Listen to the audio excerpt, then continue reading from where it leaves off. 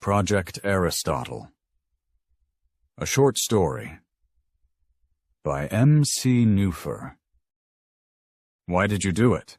It needed to be done, to protect you, us, all the others. I don't agree. We could have handled it. This proves why your agreement was not sought, was not pertinent to the solution. Nothing would have changed the final analysis.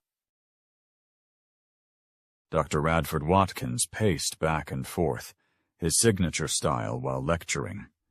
He didn't make eye contact with the first rows, but rather with the hangers back, the ones who might be auditing his course, or those too shy or too sleepy to approach further, attempting to hide, to make themselves smaller in the furthest recesses of the auditorium.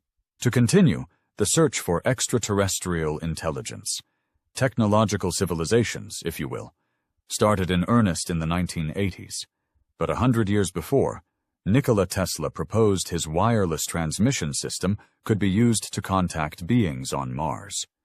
He believed he had received transmissions from the fourth planet. There was considerable interest in the red planet at the turn of that century, even before Burroughs wrote Princess of Mars. The first serious attempt came in 1924, when Mars and Earth were in closest conjunction. A primitive radio telescope was lifted 3 kilometers into the atmosphere aboard a dirigible, listening.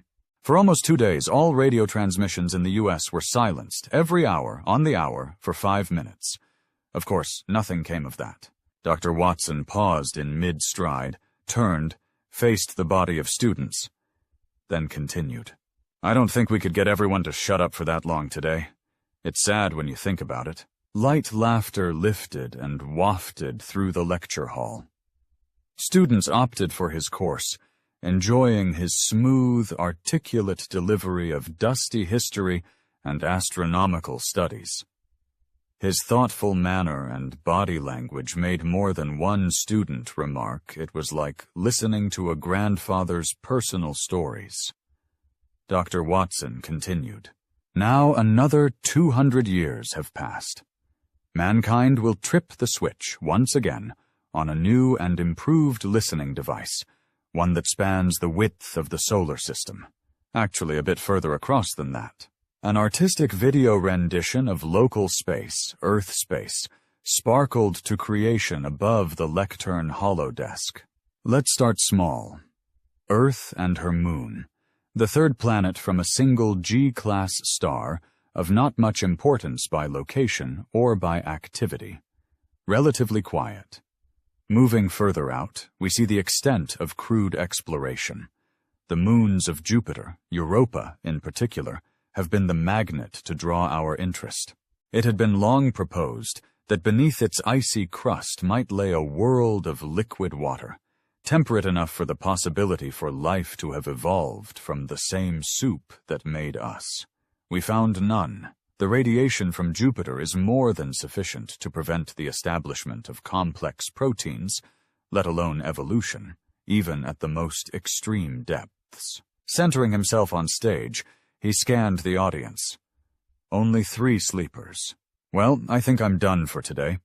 Your assignment is to download and explore the positioning and orbits of the Aristotle radio array stationed past the heliosphere. Be prepared to discuss the means of coordinated focusing and the effective distances, both minimum and maximum. For extra credit, write a 1-page description for improving the current detection and deciphering technology. Just blue sky it for me. I like reading what goes on in your young minds. Dr. Watson, are you still molding the next generation's minds? Dr. Fenway asked from the other end of a comm relay. Well, yes and no. A few, I suppose, but with so many competing distractions, it's not an easy task. Still, I do enjoy it so. Frankly, what you and your group are doing is much more interesting. When will the array come online, Jessica? Another 4 months, maybe more. It all depends on syncing up the AIs for filtering and analysis. Those gargantuans are hard enough to wrestle with individually. Getting them to effectively crosstalk has been problematic. Well, I'm sure you'll figure it out. You were one of my brightest students, after all. 2 decades ago, you called me your brightest. Who supplanted me?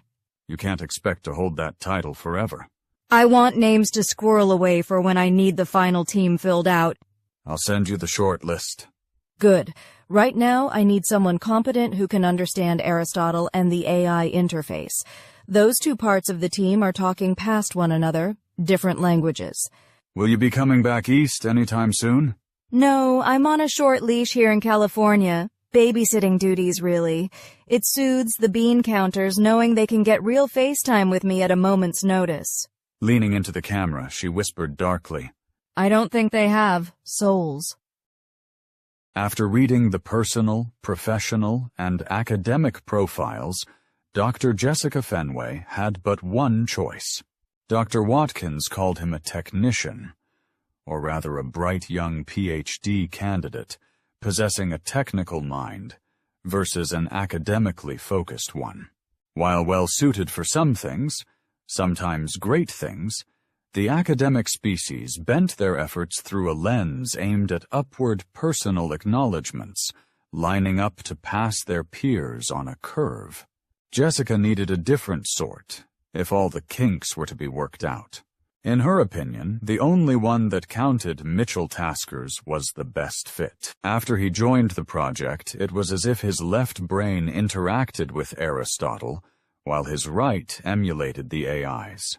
He'd become a mentor of sorts for those quanta, aerogel-encased brains, or at least, in the minds of the AIs, their co-equal. Jessica held that analogy as the simplest way to understand his developing relationships. What have you got, Mitchell? There's a board meeting with the Foundation Mucky Mucks in an hour, so give me the condensed version.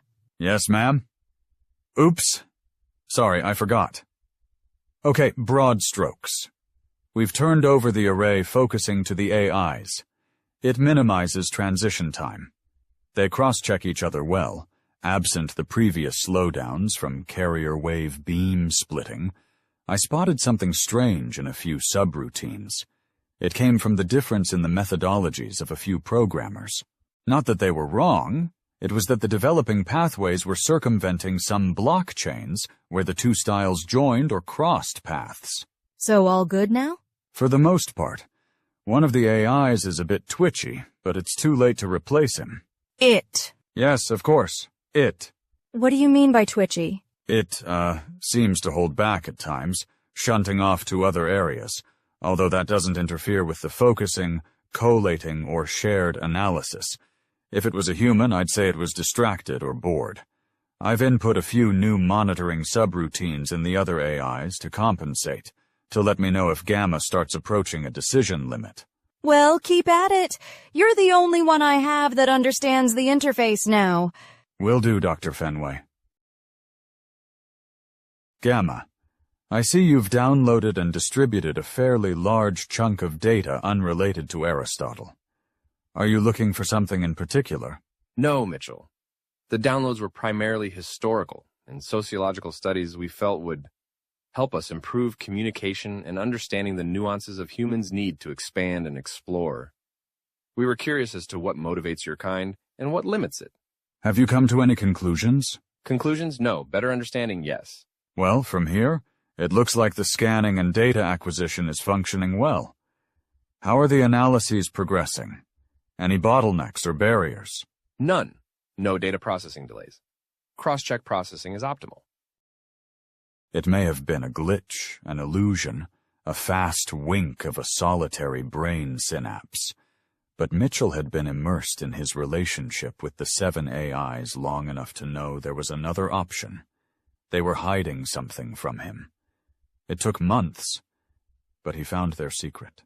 Why did you do it? Their answer both satisfied and confounded him. He was the only human to know, the sole bearer of knowledge, that at least 27 intelligent entities existed beyond the boundaries of exploration.